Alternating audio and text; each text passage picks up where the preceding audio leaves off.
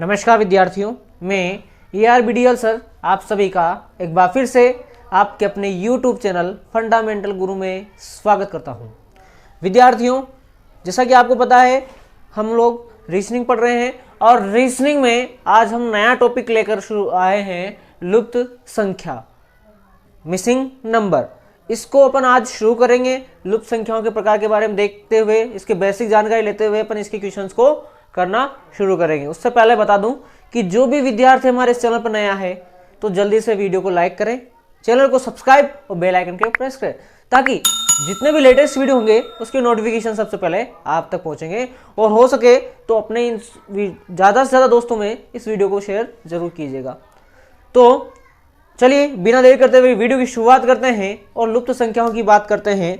लुप्त संख्याएं, हमें क्वेश्चन में क्या होता है, कुछ संख्याएं दे रखी होती कुछ सीरीज जैसा, और हमें वहां पर एक कहीं ना कहीं पे कोई ना कोई संख्या अपने को पूछ ली जाती है और उस संख्या को निकालने के लिए हमें कहीं ना कहीं बहुत सारी चीज़ों को देखना पड़ता है। कभी अभाज्य संख्या, कहीं वर्ग हो, कहीं पे घन हो, है ना। तो इस प्रकार से अपन देखेंगे कौन कौन सी। तो देखो, लुप्त संख्या निकालने के लिए आपको क्या क्या देखना पड़ सकता है।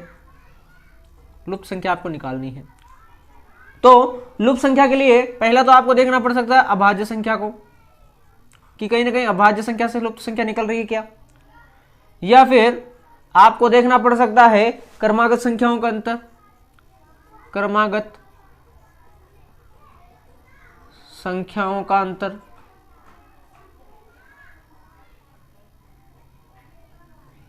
क्लियर है। या फिर आपको देखने को मिल सकता है योग या अंतर। क्या मिल सकता है? योग या अंतर, है ना। योग या अंतर किन के लिए होगा? संख्याएं छोटी होंगी तो, संख्याएं छोटी। अगर छोटी संख्या है तो आपको योग या अंतर देखने को मिल सकता है, और बड़ी संख्या है तो आपको गुणा या भाग करना पड़ सकता है। गुणा भी करना पड़ सकता है या भाग भी करना पड़ सकता है। ये किन के लिए? बड़ी संख्याओं के लिए, बड़ी संख्याओं के लिए। क्लियर है।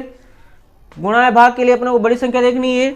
उसके अलावा हमें वर्ग भी करने को मिल सकता है, या घन भी करने को मिल सकता है, या उसके अलावा हमें घात भी देखने को मिल सकती है कि 2 की घात 3 आ रही है, 4 आ रही है। इस प्रकार से हमें वो सब क्वेश्चन में अपने को पता चलेगा कि इसमें कौन सा रिलेशन अपन काम में लेंगे।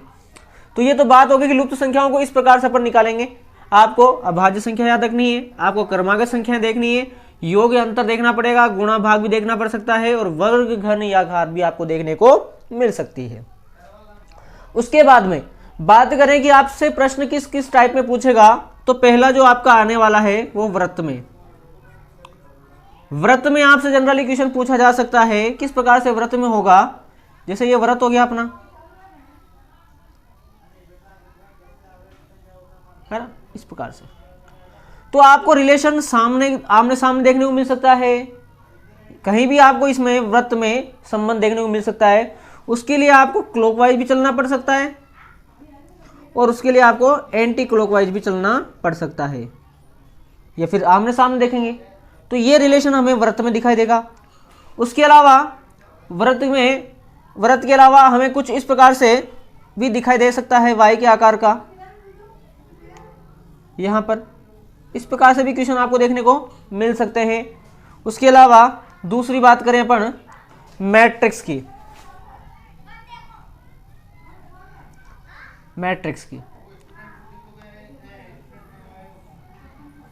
मैट्रिक्स कुछ इस प्रकार से आपके एग्जाम में मिल सकती है ना। तो आपको यहां पर ये हो गई आपकी रो,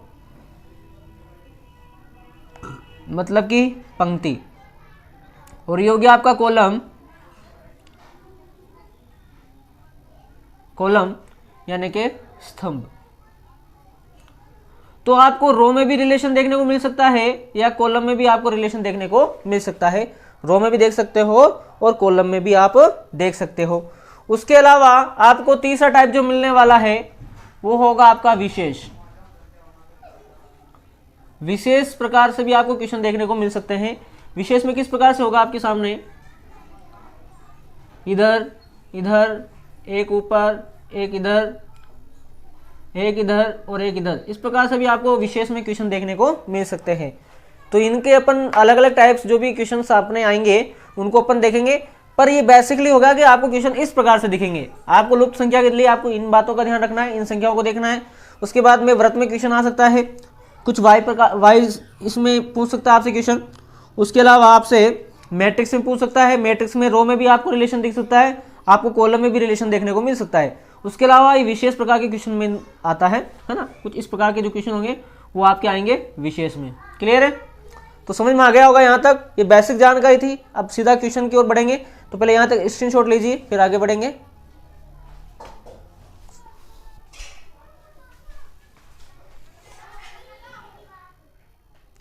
देखो प्रश्न पहला और प्रश्न दूसरे की बात करते हैं। पहले में देखो क्या हो रहा है, ये 4 हमें दिख रहा है, ये 4 होता है 2 का वर्ग। ये 16 हमें दिख रहा है, ये 16 होता है 4 का वर्ग। ये 64 हमें दिख रहा है, 64 होता है 8 का वर्ग। ठीक है, यानी कि 2 से क्या 4, 4 से 8, यानी इसको क्या कर रहे हैं, 2 से 4 आने के लिए मैं गुणा कर रहा हूँ 2 से, फिर 4 से 8 आने के लिए मैं किससे गुणा कर रहा हूँ, 2 से, यानी 8 से फिर क्या करना, 2 से गुणा करूंगा, 8 दूनी 16, 16 का वर्ग। और 16 का वर्ग कितना होता है भाई, 16 का वर्ग होता है 256। तो आंसर आपका हो जाएगा डी वाला। क्लियर है? 2 का वर्ग था 4, 4 का वर्ग था 16, 8 का वर्ग था 64, यानी 2 से 4 आया, 4 से 8 आया, तो किससे गुणा कर रहा हूँ, 2 से। तो यहाँ पे क्या करूँगा, 2 से गुणा कर दूंगा। अगले वाले क्वेश्चन में देखो जरा। ठीक है, तो हमें दिख रहा है कि ये जो है ये 256, ये 16 का वर्ग दिख रहा है। क्या है, 16 का वर्ग। ये जो 16 है ये इसका वर्ग कहाँ आगे लिखा गया है, इसका मतलब ये जो 2 है इसका वर्ग यहाँ लिखने में आएगा। तो 2 का वर्ग कितना आएगा, 4, 4 हम कहाँ लिख देंगे, यहाँ पे लिख देंगे। तो यहाँ पे मान लीजिए अपन ने लिख दिया 4, फिर 4 का वर्ग आगे लिखेंगे, 4 का वर्ग कितना हो जाएगा, 16। इस प्रकार से ये चल रहा है, देखो है ना। 2 का वर्ग कितना होता है, 4, मैंने यहाँ 4 लिख दिया, और 4 का वर्ग कितना होता है, 16, यहाँ पे क्या लिख दिया, 16। तो इस प्रकार से क्या हो रहा है, वर्ग हो रहा है। तो यहाँ पे आंसर कितना आ रहा है, 4 आ रहा है। ऑप्शन आपका बी वाला मैच कर रहा है। क्लियर है यहाँ तक? तो चलिए यहाँ तक स्क्रीनशॉट लें, फिर आगे बढ़ेंगे।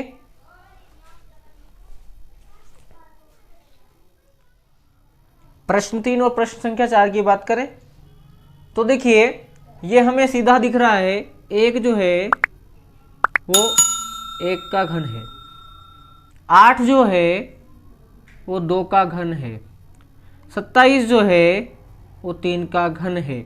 इसका मतलब अगला क्या हो जाएगा, 4 का घन, और 4 का घन कितना होता है, 64। 4 का घन कितना होता है, 64। तो आंसर आपका कौन सा हो जाएगा, बी वाला, 64। क्लियर है? बहुत आसान था, समझ में आ गया होगा। अब यहां पर देखो ये 3 का वर्ग है, परंतु 12 और इसमें कुछ संबंध दिख नहीं रहा है। तो जरा देखो, अगर मैं इनमें 9 पे में प्लस करूं 3, तो 9 और 3 कितने हो जाएंगे, 12, और 12 में प्लस करूं 6 तो कितने हो जाएंगे, 18, और 18 में प्लस करूं 9, कितना प्लस करूं, 9। तो देखो 18 में 9 जोड़ूंगा तो कितना हो रहा होगा, 18 9 और 27 हो रहा है, यानी योग से आ रहा है आपका आंसर। किससे आ रहा है, योग से। 18 में 9 जोड़े तो कितने हो रहे हैं, 27। ऑप्शन डी वाला मिल रहा है, तो बिल्कुल मिल रहा है भाई, डी वाला ऑप्शन आपका सही हो जाएगा। इसमें क्या हो रहा है, 3 प्लस होता जा रहा है, यहाँ पे 3, यहाँ 6, और यहाँ कितना हो गया, 9। मतलब आप क्या करो, इसमें 3 3 का प्लस करते जा रहे हो, तो इसका आंसर हो जाएगा आपका 27, ऑप्शन नंबर डी। क्लियर है? अरे भाई आपको समझ में आ रहा है तो इसको लाइक तो करो ना वीडियो को, और यहाँ तक स्क्रीनशॉट ले लें फटाक से, फिर आगे बढ़ेंगे।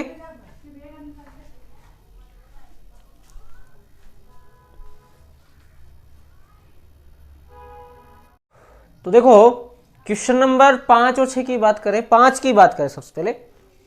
तो 5 में हमें 9 तो दिख रहा है भी 3 का वर्ग है, पर 13 और 22 में कोई ऐसा दिख नहीं रहा है। तो क्या करेंगे, 9 और 13 को देखेंगे। 9 और 13 में कितना प्लस हो रहा है, प्लस के 4 हो रहे हैं, और 13 और 22 में कितने प्लस हो रहे हैं, प्लस के 9 हो रहे हैं। अब यहां से एक चीज अपने को देखने को मिल रही है, क्या देखने को मिल रही है कि ये 2 का वर्ग है, ये 9 3 का वर्ग है। इसका मतलब अगला हम लोग क्या कर सकते हैं, 4 का वर्ग प्लस कर सकते हैं। तो 4 का वर्ग कितना होगा, प्लस के 16। क्लियर है। तो 16 जोड़ेंगे तो 22 प्लस 16 बराबर कितना होगा, 38 होगा। क्या आंसर में मिल रहा है क्या 38? बिल्कुल मिल रहा है भाई, ऑप्शन सी में मिल रहा है। यानी 22 में क्या करेंगे, 16 जोड़ देंगे तो आपको क्या मिल जाएगा, 38 यहाँ पे देखने को मिल सकता है। क्लियर है, समझ में आ गया होगा। अगला क्वेश्चन, क्वेश्चन नंबर 6। अब ये हमें सब वर्ग संख्या दिख रही है। ये देखो, ये 3 का वर्ग हो गया, ये 4 का वर्ग हो गया, ये 5 का वर्ग हो गया, ये 6 का वर्ग हो गया, 49 7 का वर्ग हो गया, 64 8 का वर्ग हो गया, और ये 100 10 का वर्ग हो गया, 121 11 का वर्ग हो गया। मतलब देखो 3 4 5 6 7 8 10 11, बीच में क्या छूट गया, 9 छूट गया। क्या छूट गया, 9। यानी 9 का वर्ग बराबर 81। ऑप्शन कौन सा मैच कर रहा है, ऑप्शन डी मैच कर रहा है ना। 81 ऑप्शन नंबर डी आपका मैच कर रहा है। समझ में आ गया होगा। यहाँ तक स्क्रीनशॉट लीजिए, और वीडियो लाइक नहीं किया है तो जल्दी से वीडियो को लाइक भी कीजिए। चलिए बढ़ेंगे आगे, खड़का ले स्क्रीनशॉट।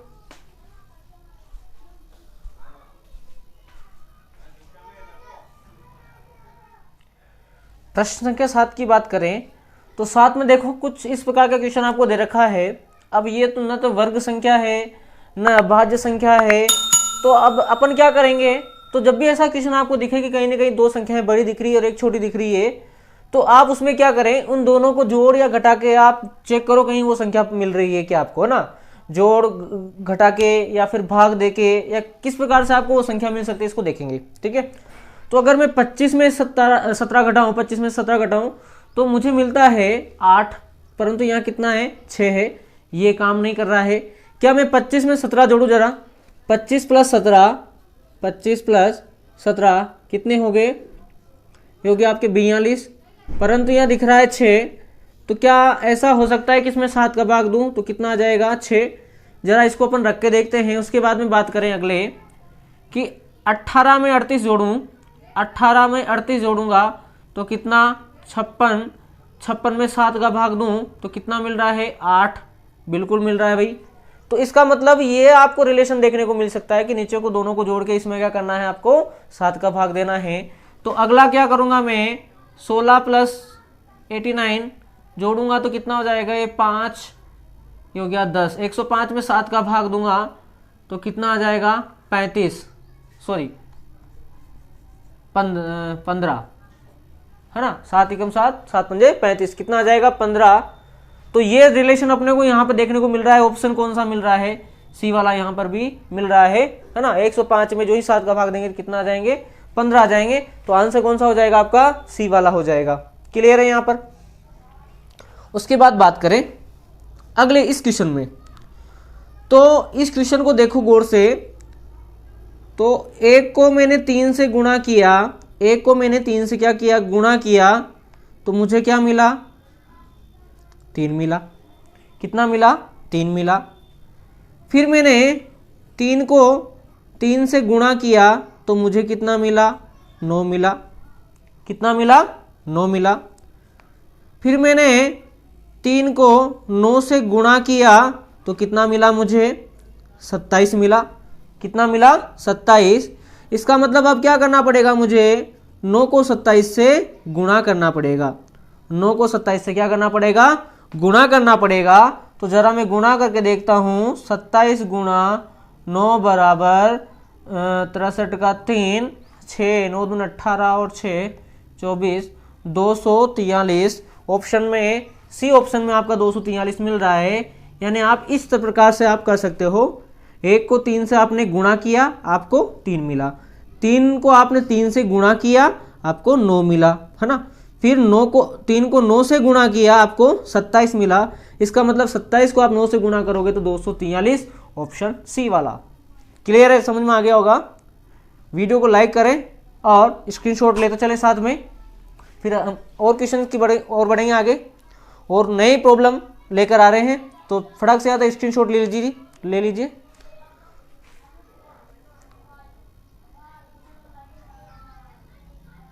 ले लिया होगा। चलो अगले क्वेश्चन की बात करें।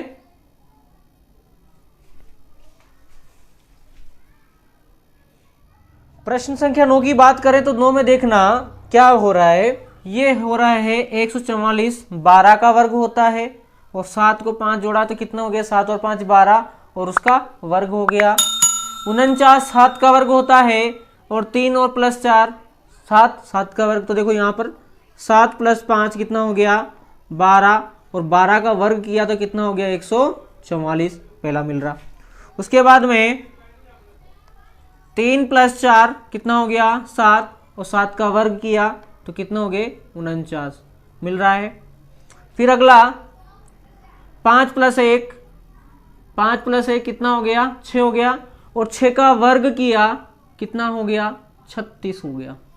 क्लियर है। इसका मतलब यहां पर हम लोगों को 8 प्लस 2 करना पड़ेगा, कितना हो जाएगा 10 हो जाएगा और 10 का वर्ग कितना हो जाएगा 100।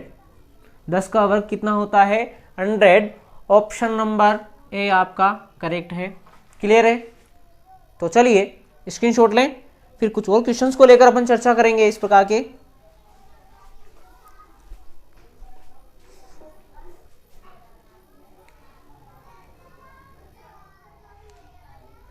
क्वेश्चन नंबर 10 को देखो, है ना। तो ये 1 है, ये 64 है, ये 27 है। 27 होता है 3 का घन, 64 होता है 4 का घन, 1 होता है 1 का घन। इसका मतलब क्या दिख रहा हमें कि 5 में से 4 घटाया कितना बचा 1, कितना बचा 1 और 1 का मैंने घन किया तो कितना हो गया 1 हो गया। उसी प्रकार से 7 में से 3 घटाऊंगा कितना बचेगा 4 और 4 का घन करूंगा कितना हो जाएगा 64। ये आपको संबंध इसमें देखने को मिल रहा है ना, इन दोनों से इसमें, इन दोनों से इसमें, इन दोनों से इसमें देख लो।